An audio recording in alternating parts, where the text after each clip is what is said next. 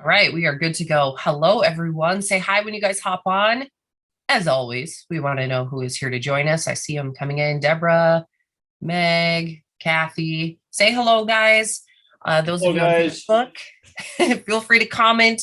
Let us know where you're coming from as well. And um, yeah, we're excited to be here. So this is our low carb with Dana webinar where we talk all things low carb. So our focus with Barton Publishing is type 2. And so we brought in the big guns to tell us how to make food when we are trying to beat type 2. And so this has been Dana's focus for a long time. Many of you have been on the webinar before and you know this.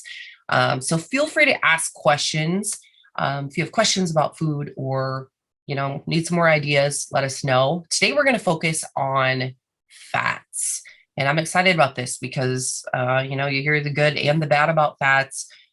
Should we be eating fats? Those kinds of things. So feel free to ask your questions in the Q&A. If you have not registered for this webinar, you're seeing it on Facebook, it is free. And it's every other Tuesday morning. You can go to bartonwebinar.com and you will find the link to register for this webinar. And as we go, Dana will share some more of her social handles and all of that kind of thing so that you can stay in touch with her and watch her prep her food or buy really fun things at Costco when she goes, or she finds all the good stuff. So you'll want to follow her. Okay, so I think that is it for me. We are live on Facebook and I think we're ready to go. So let's just start by talking about maybe the importance of fats. Sure. Good morning, everybody. Thanks for joining us. So fat, yes, it is important. There are three macronutrients, three big nutrients that anything we put in our mouth will fall into a macronutrient: carbohydrates, protein, and fat. And Leslie is asking, why is fat important? Well, we cannot make fat. There are essential fats, essential proteins, but no essential carbs. So fats need to be consumed. And for the longest time, back in the 70s and early 80s, when that first food guide pyramid came out, we were told, don't eat fat. It's going to make you fat. It's going to raise your cholesterol and clog your arteries. So we all became incredibly fearful of fat. In fact, are you still afraid of eating fat? If raise your hand so we can see if you still have the mindset, are you afraid to eat fat? I'm just curious. So what we have learned since the 80s and that food guide pyramid, when we took the fat out of everything, because the government said we need to lower our fat intake to help prevent heart disease and cholesterol levels rising, what did they replace it with? Sugar. Who remembers Snackwell's cookies in the green box? Oh, yeah. You remember those, Joe? I do. Yep. Yes, my mom would bring those home and I'm like, oh, these are fat-free. I can eat a row or maybe the whole container because you don't get full. It's like you can just keep eating and eating, and there's no turn-off mechanism when we're eating those carbohydrates like that. But we have become smarter now and understand that fat is so important because it is the backbone of our hormones. Every single cell in our body, millions of cells that we have a fat layer lining our cells. Our brain is about 60% fat. Very important that our brain has fat because when we talk about Alzheimer's, why does Alzheimer's happen? Messages aren't getting relayed, and the fat is actually decreased in those neurons that we have. So instead of messages zipping right through those neurons, they get stuck. And that's where we have memory issues. So don't fear fat. We don't want to overconsume fat, but also don't fear fat. And that's where another hot topic, maybe for another day, is where the cholesterol lowering medications come in. When we're talking about brain health, it lowers the fat in our brain. And we wonder, why do we have an increased rate of Alzheimer's? look at the increased rate of statin use. So that is why they are important. The backbone of our hormones, they line every cell, and our brain is 60% fat. Okay, so let's talk a little bit about what fats should we be eating and maybe when should we be eating them? Sure. So there's two different types, two different big groups of fats. We have saturated fat and unsaturated fat. Saturated, you can think solid, like butter and coconut oil, cheese, lard, tallow, anything that's solid is a saturated fat. Unsaturated fat are the liquid fats like olive oil, coconut oil, or olive oil and avocado oil. Even the seed oils that we have talked about that are not so good for us, they're unsaturated. But within that unsaturated category, there's polyunsaturated and monounsaturated. So we want to go for those monounsaturateds more than the polys. So think your fruit fats are the monos. So olive oil, avocado oil, those are great fats to consume for the monounsaturated. The polyunsaturated, those are more going to be the seed oils, like the 3 C's and the 3 S's that we've talked about: corn, cottonseed, canola, soy, safflower, sunflower. Those are the ones that we would like to avoid just because they can be inflammatory. And who needs inflammation? We have so much stress in our lives and other causes of inflammation. If we can remove that one source, it's a good idea to do that. So those are the inflammatory polyunsaturated, but then the anti-inflammatory would be the omegas. There's omega-3. The omega-3s are anti-inflammatory and the omega-6s are inflammatory. So do we want to go into the omega-3s? Yep. Let's do it. Okay. I feel like we need a chart for this. Yes, I should have been taking notes. Yes. So omega-3s, those are your EPA and DHA. And the most available source and the easiest to absorb to us are from animal sources. So, thinking your fish-based sources. There's some omega-3s in meat as well, but sardines, salmon, anchovies, those are fantastic sources of omega-3s. You can do plant-based omega-3s if we have any vegetarians or vegans on. But the plant-based starts out as, it's called alpha lipoic acid, or ALA.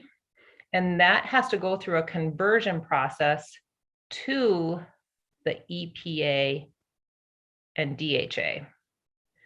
And there has to be a lot of elements present to convert that plant-based to what we need.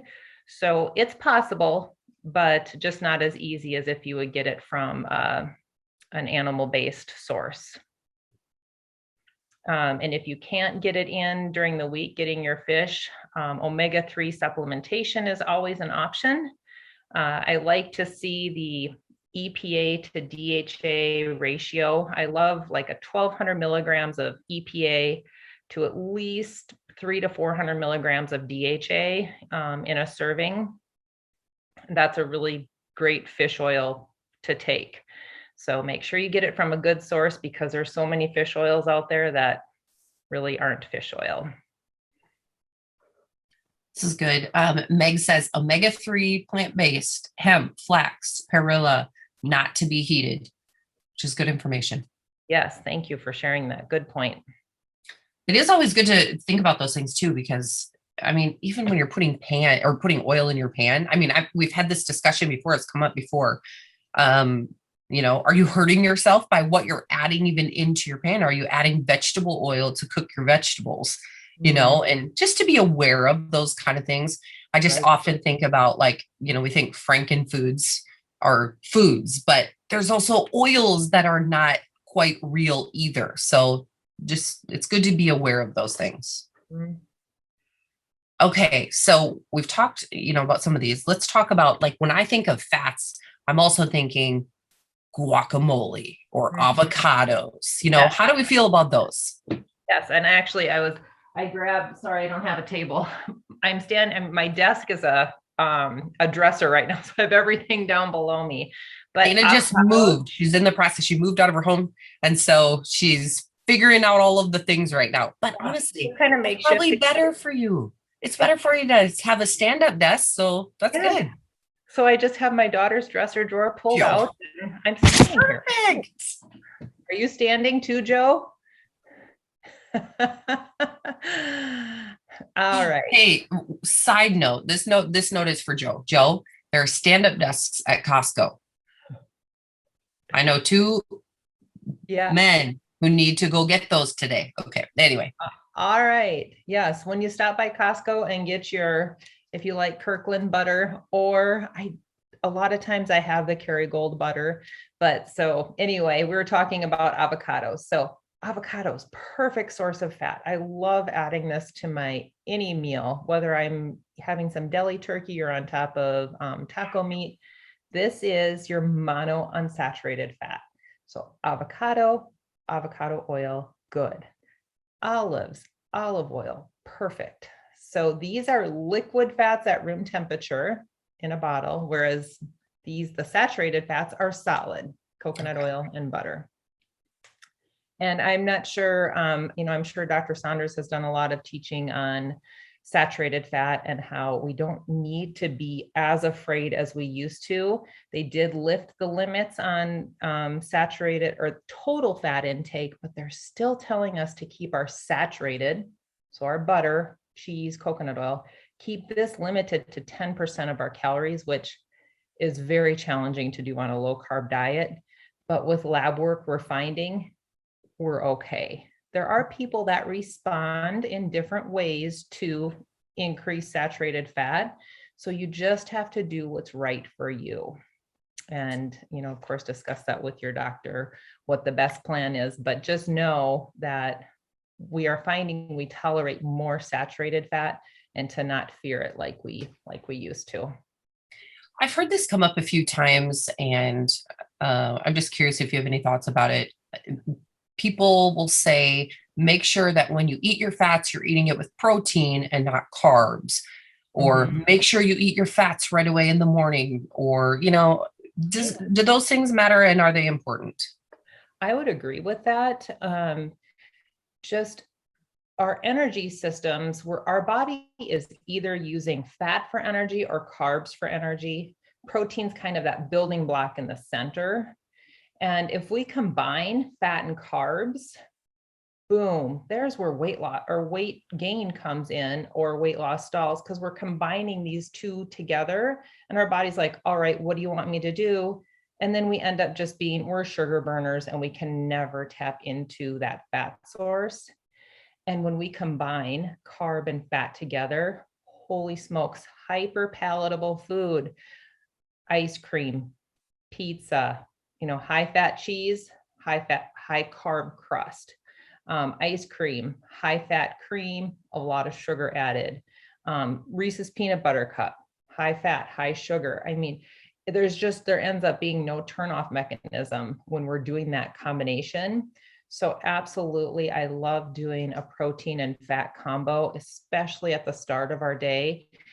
It is going to set us up with so much more satiety or food satisfaction throughout the day than if we started with carbohydrates, especially if you're in that phase 1 of the Barton program, starting with the protein and fat, removing those carbs. It's not easy at first, but as you transition and your body learns, oh, there's a second energy system here that I have to learn how to use, you're going to feel better. Just give yourself time, though, to transition with that. And they've even been finding now, as you transition in the Barton program, and some carbohydrates are allowed in the different stages or phases, if you're having carbs, still eat your fat or protein first. They're understanding that it slows the digestion of carbohydrates and will prevent such a blood sugar spike.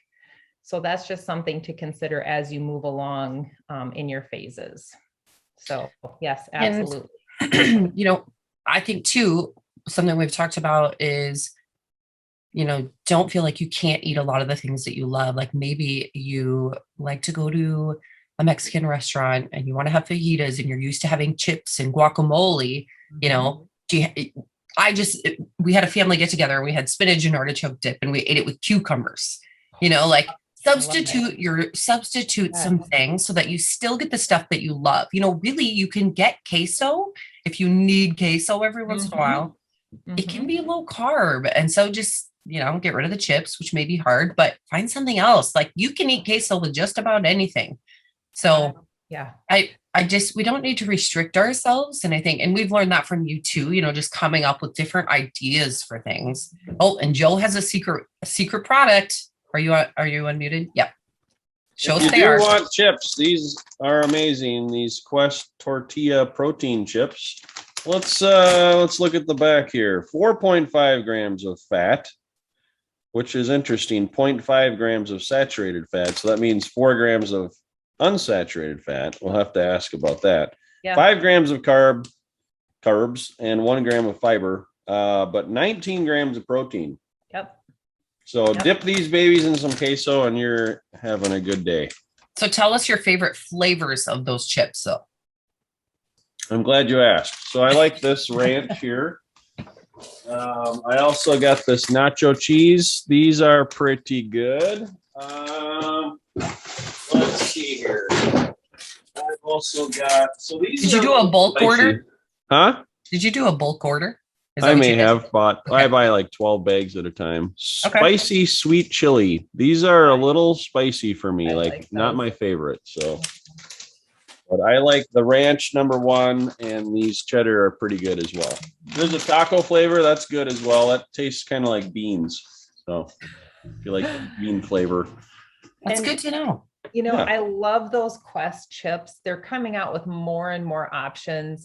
They do have a little bit of the seed oil in them, but when we're finding that gray space to allow some foods occasionally, Quest is a great option. Costco now has, it's called Hilo. I haven't tried them yet. HILLO. My friend that has a type 1 diabetic son, he has just a very flat blood sugar response to those chips. So there's more options coming. Be aware the price point is going to be higher than chips made with corn. Corn is subsidized, right? So we get them for next to nothing. A huge bag of chips for like $3. And the Quest chips, plan on paying, if you can get them on sale, around $2 a bag. You can buy the bigger bags that aren't pre-portioned and maybe a little bit cheaper. But when you're just allowing it, it's not something you're going to eat every day. And just to have that crunch when you need it, I think it's a fantastic option to keep your carbs low and keep you focused on a lifestyle that's leading you to the health outcomes that you want. And that's lower blood sugar.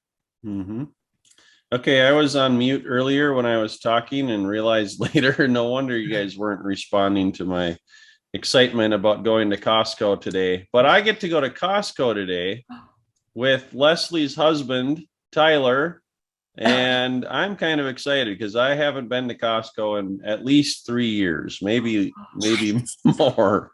I know. So let's take a little commercial break here. Sponsored by Costco.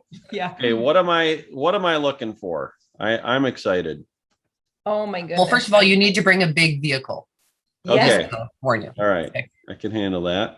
So #1, big vehicle. #2, go to my website and download my Costco shopping guide. Oh, where is that?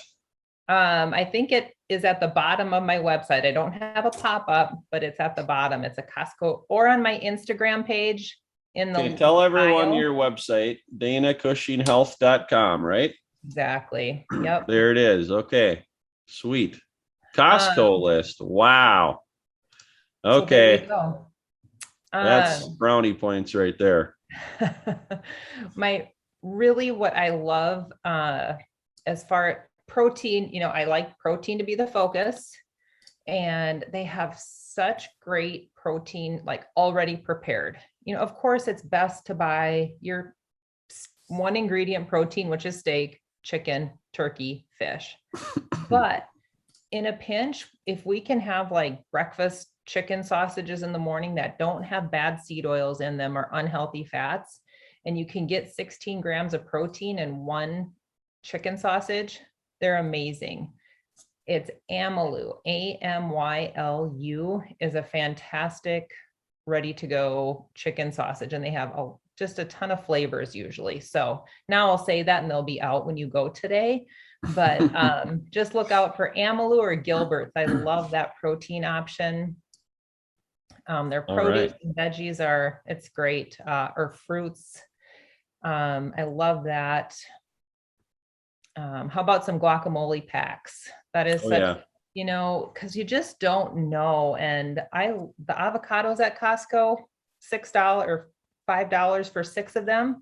You just don't know. So get the little tiny guacamole packs for your healthy fat, pre-portioned, and put it on deli meat or your salad, however you want to use that. Awesome. Yeah. I'm printing it out right now. Awesome. It's running off in the background on my printer. So wonderful. Excellent. Wonderful. What other healthy fats? They have Kerrygold butter for a very reasonable price. Yes, Kerrygold. How about coconut oil? I do use coconut oil in baking. I used to put it in my coffee. Do you guys do that anymore or at all, or did you? MCT oil every once in a while, which is a derivative of it. Yeah. I do have Vital Protein collagen as well there. Oh, yes. The Which is Vital Proteins. They have chocolate, which I do like to add to my coffee.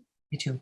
MCT, that's another type of fat, medium chain triglycerides. They're short, medium, and long. And medium chain triglycerides, which are found abundantly in coconut oil, they are the most easily digested fats. They kind of go right to the liver and aren't absorbed. And they're a great energy source for people on a low carb diet. So coconut oil is a great source. There's different lengths of MCT, and coconut oil is a little bit longer. There's the shorter lengths which have a higher percentage of MCTs, if that makes sense. So there's like a C8, and that form is absorbed really well.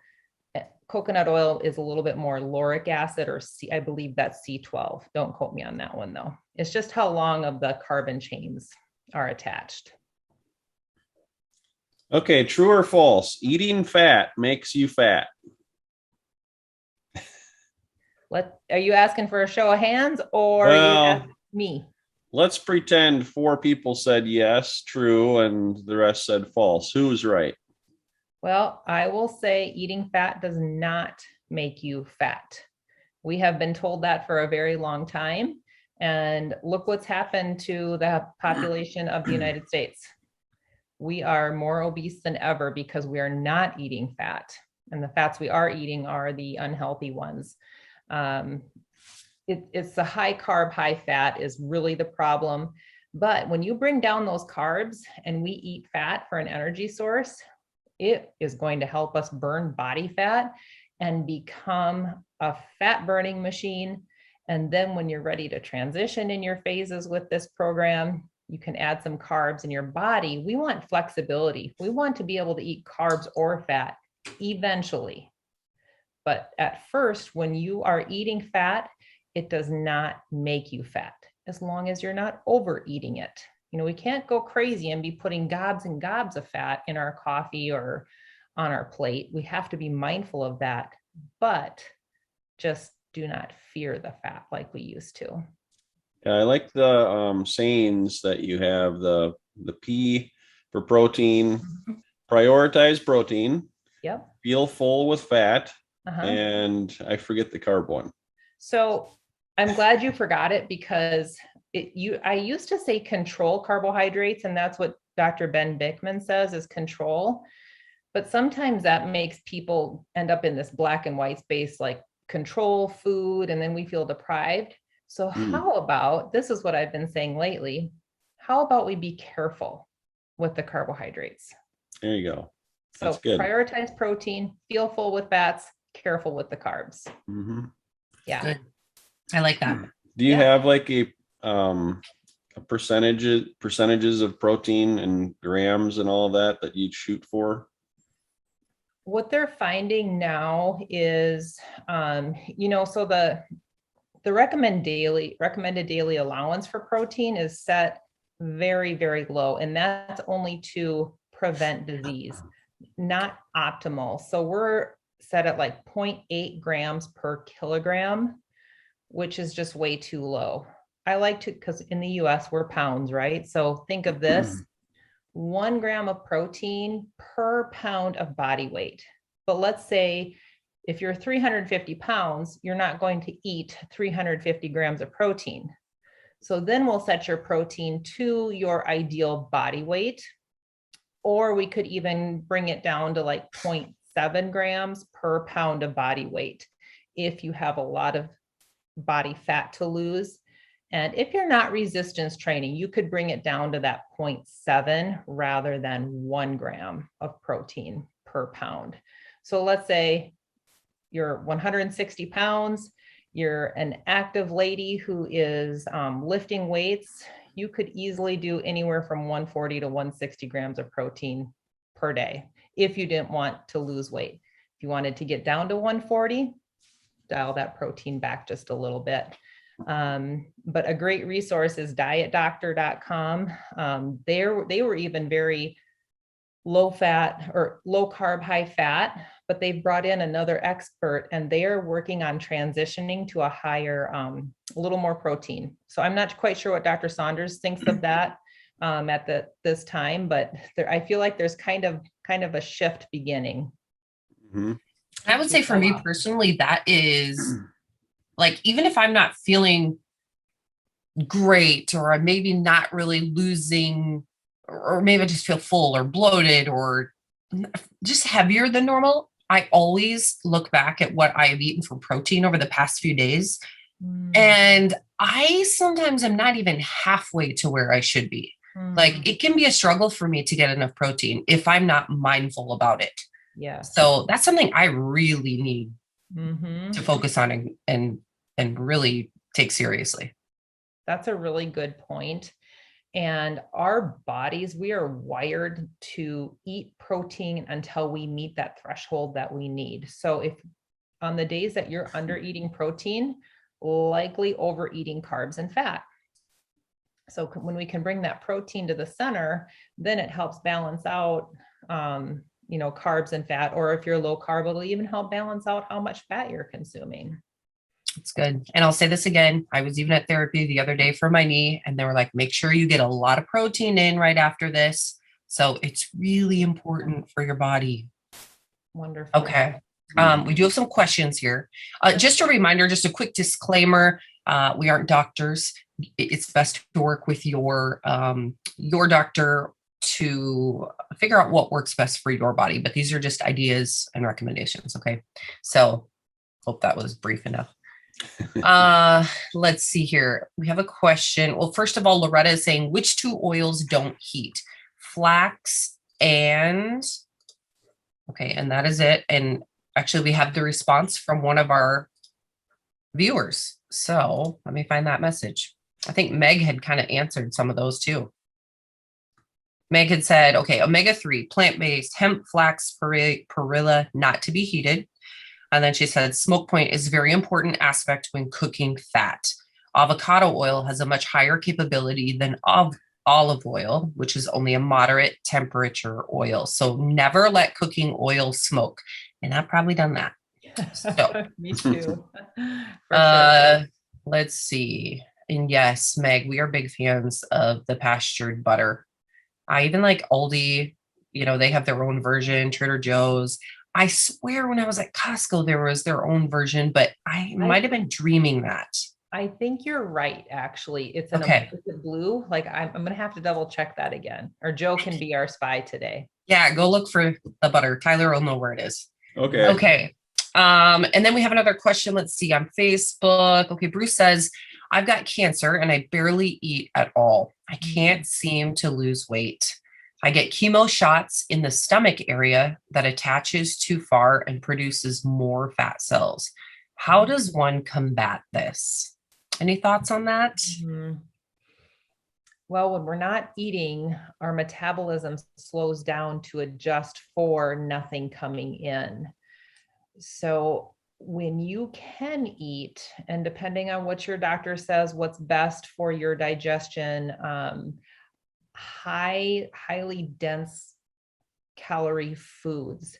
So, fats and proteins when you can eat or when you do have an appetite. So maybe your fattier cut of meat, if that doesn't sound good. How about if you're drinking liquids, could you add coconut oil to like a nutrient dense protein shake, just so you can sip it? So you would get protein and fat, but you could sip it rather than having to chew it if you're having any nausea or adverse effects from eating actual food. It sounds like you probably need to increase your calories, but that's such a challenge if you're having nausea and your appetite just isn't there. So I hope that they have given you some Zofran and are working on nausea or increasing your appetite. And prayers to you as you go through this journey. Yes, and keep us updated, Bruce. Okay, you guys. All right, I think that's it. Do we have anything else we want to say to wrap up our discussion on fats today? Kind of hungry for guacamole. I printed off Dana's Costco list from her website. Look at that. It's very beautiful. And I've got my shopping list right here. So go to Dana Cushing Health and get your own, I would say, because I'm going to use mine today. Thanks, you can't Joe. have mine. So okay, and again, Dana Cushing Health, I did post that both on Facebook and in our chat. You can go there. I think there's links to your other social media sites from there, right? Yep. So make sure you follow her there. So much good information. It's always fun. It's fun to see what people do when they go do a Costco haul or, any other grocery store and just see these fun things. And then I'm always like, oh my gosh, I got to get there. I got to go get that. So, but she does it healthy, so yeah. That's important. Anyway, that is all for us today, you guys. Make sure you register if you have not already, bartonwebinar.com. We actually do 2 webinars, so you can register for them both. And we will be back here in 2 weeks, same time, same place. So thank you, guys. Thanks, Dana. Thanks, Leslie. Bye. Bye. See you. Thanks, Goodbye. everyone. See ya.